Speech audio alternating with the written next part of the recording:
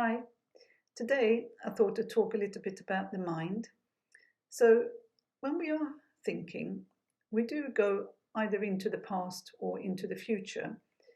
When we go into the past, then of course we reminisce about something. It could be something positive, which of course doesn't harm you in any way, but obviously that event has been and gone. So perhaps we're wasting our time, when we're missing the present moment. And also, very often when we go to the past, there can be some unpleasant events that have happened in the past. And then, of course, what we tend to do is we bring them into, very briefly, into the present moment, but more often than we project it onto the future. So when we project it onto the future, and if it's been something very depressing, if you're really believing something negative, then what we do is we bring it from the past, sort of almost do like a touchdown into the present, and then bring it into the future. And then, it would be very, very depressing if you really think that the future is going to be like the past. That would be very, very depressing. So, there's no point in doing that over and over and over, but we have to catch ourselves that we are doing it. And then, of course, we go into the future, and this is how we create anxiety very often for ourselves, because we often think about things that, for example, you want something to happen, and you're worried that it won't happen. Or you go to the future and worry that something that you don't want to happen will happen. So the reverse, and of course that's going to create lots of anxiety because nobody knows what the future holds. So, of course, with the future, we can also use good imagination. And of course, most of the things we've done in our lives, they've come from our thoughts. So, wonderful things have been created in the world as a result of obviously imagination. So, if we use imagination in the right way, it's not, really a problem unless we just constantly live there and don't really are not very present. But the negative stuff, really, it creates so much anxiety. And that's what I see more and more today. So many people have got anxiety and depression, and it is because we are in the mind so much, and really we should learn to be, more here and now, because the past has gone, really, it's never going to come back, and the future isn't here. And what I would say is a lot of people are concerned about, obviously the uncertainty of the future, and for that reason they feel that they need to control things. But really, because we know it's uncertain, then we should be able to relax because we know we don't know. We can't know until it happens. So why go and think about it?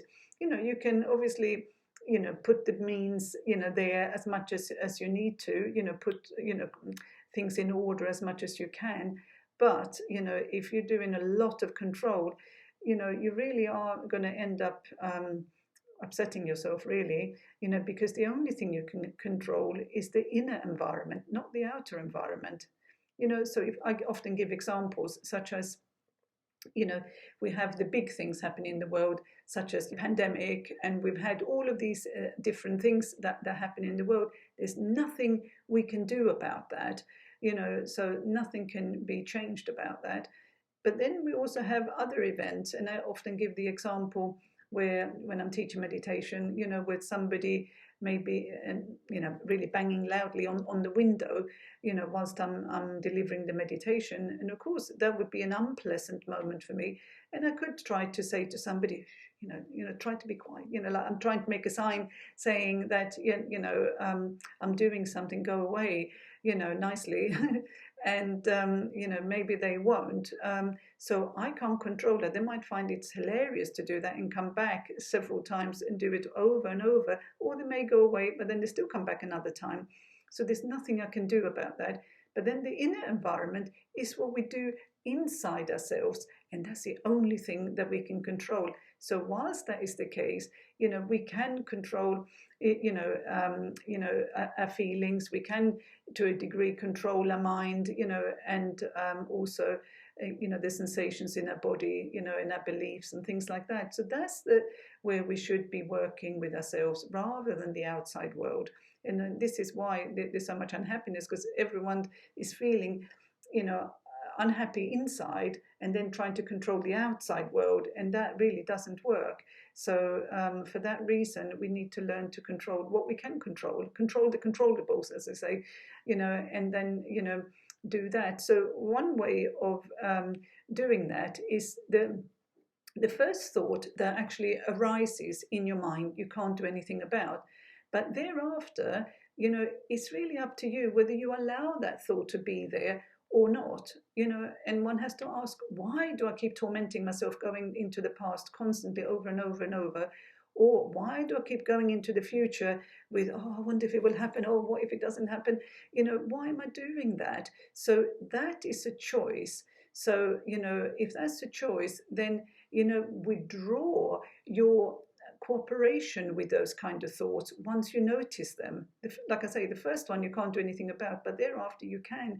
So withdraw your cooperation with negative thoughts. If they don't serve you, then why are you doing that? Because you are doing that to yourself.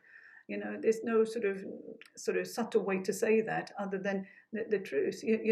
So once we have that much awareness within ourselves, we stop cooperating with these thoughts. Some people have negative thoughts about maybe others a lot of the time, and others have negative thoughts about themselves, whichever way, but either way is not helpful. So we need to put a stop to it.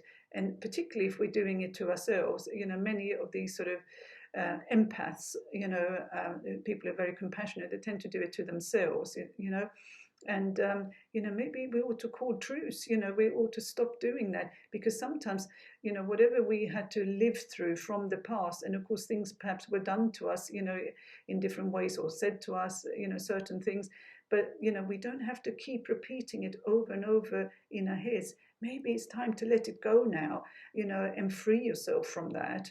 So that is a really, really worthwhile practice, that when you notice a thought come into your mind that is not positive, part company with this, like, enough, I'm not doing that anymore, whether that's in meditation or whether that's just as you go about your day. Because of course, the moment you don't pay attention, all of these thoughts come in. Once we meditate, sometimes it's actually easier, because when you really focus, in your meditation, then, it seems like, the thoughts scupper a bit, they do come back, of course, but when we don't pay attention in a day-to-day life, then they can just ruminate on all sorts of things. So really, if you want to change your life, then this is the first port of call, is just stop cooperating with your thoughts. So first we did that, you observed your thoughts, and now once you know what's there, stop cooperating with them, and I think you will find yourself a lot happier. So try that practice, and I hope you do well with it. All right, take care now. See you then. Bye.